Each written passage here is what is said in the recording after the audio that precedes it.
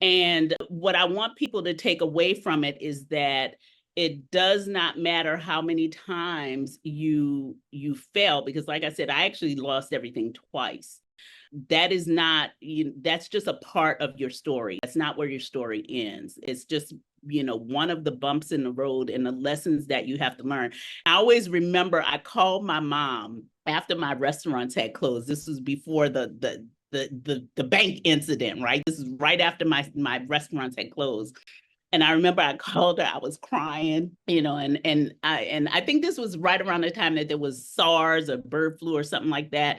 And people were leaving Hong Kong anyway. And I didn't want to leave because it's very different environment. It's very business friendly. It's very easy to start businesses, even though I had had all of these like horrible experiences, tied in with the growth of my businesses.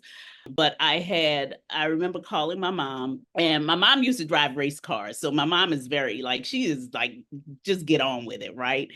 And so I'm crying. I'm like, oh, I get, the business has failed, and we're gonna be kicked out, blah blah blah blah blah. They're gonna come and repossess everything, And my mom said, well, Lori, first breathe. And she said, I'm going to tell you two things. She said, number one, you know that every single person that has ever made it big has lost everything at some point. So just look at it this way.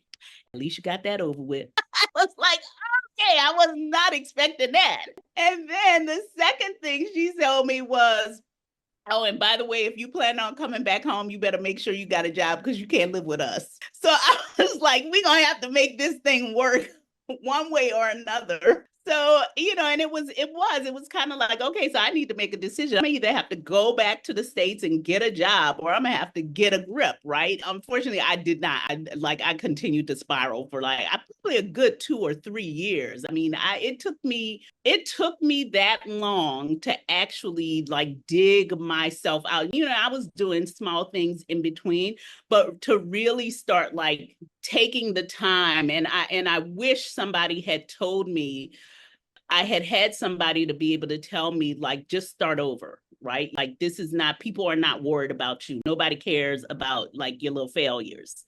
You know, you think they do. You think people are judging you because you are judging yourself. You are, one of my TEDx talks is called The Biggest Bully Is You, because we are our biggest bully.